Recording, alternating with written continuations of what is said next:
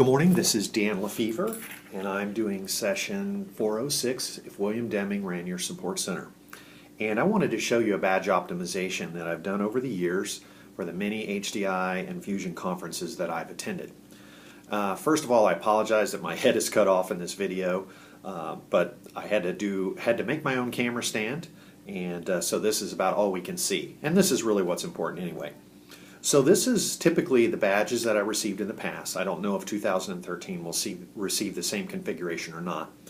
But I discovered a number of things when I had this badge. And so this comes with your pocket guide, comes with a number of drink and meal tickets, as well as your badge identification.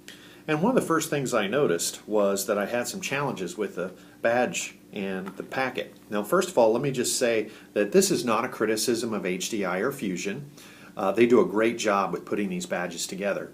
But I was encountering some problems that I really wanted to fix. Because one of the first things I noticed was when I would take my badge out quickly, my cards would come flying out. And sometimes they would land on the ground, sometimes they would get lost. And it was really embarrassing to have to go and say, hey, I lost my drink card or my meal ticket.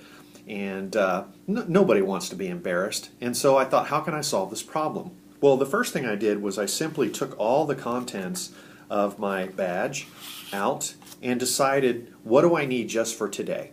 And I would only keep the things that I needed for that day, as well as my book, and I removed anything else that wasn't necessary. So up in my room, I had my cards sorted for the day out in my home position for those cards, and I would only take the cards that I needed for that day. And so that helped a lot, because now I didn't have so many cards and they wouldn't come flying out. Then the next thing that I noticed, and I decided to go ahead and just put the cards in my pocket, because if I put the cards in here, it would still have the chance that it would fail. So I just decided to error-proof it and put the cards in my pocket.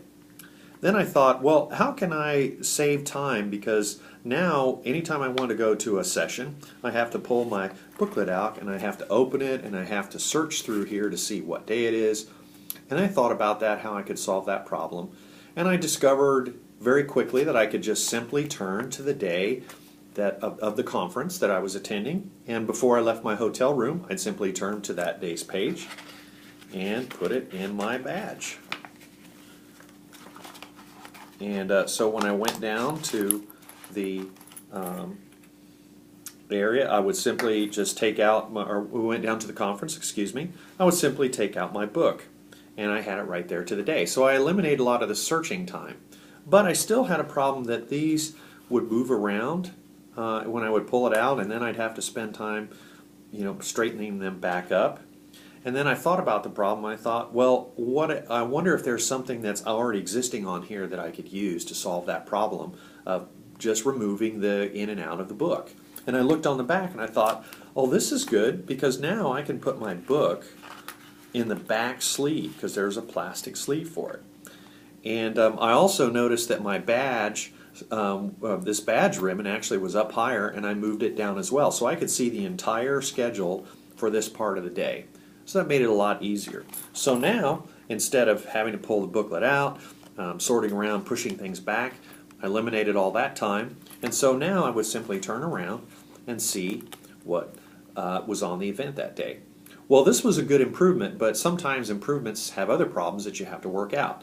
I had two problems. Number one is I had this in the way, and number two, because of my bifocal length, I had some challenges with blurriness because it was a little too close.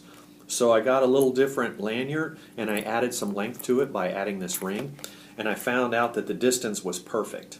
But I still had this problem with having to look around on my lanyard, and it would get in the way of me reading what session I wanted to go to next. So I spent some more time thinking about it, and I realized that if I would simply take my booklet out and put it in upside down, that solved the problem. So now I just simply put my booklet here, and I came down from my room, I put the booklet on the day, and then I simply all I had to do to look up for my session was turn it over for about 1 second. So I made a number of improvements, and I actually timed the length of time the old way, where I'd have to pull it out, search, put everything, adjust it down, adjust all the cards back after I messed them up, and it took about 15 seconds. My new method, it only took 1 second to find where I was and find my conference that I was looking for on the schedule. So you can see that with continuous improvement, your tools will never be perfect. And again, I'm not criticizing Fusion or HDI. The whole point of this exercise is just to show that even if you get the greatest tools, they can be optimized and improved through processes.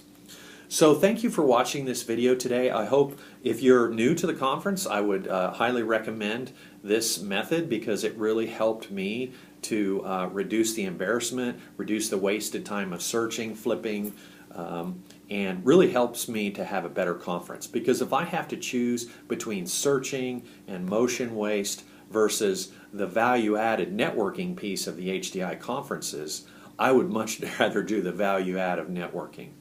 Again, this is Dan Lefevre. I want to thank you for watching this video and have a great 2013 HDI conference.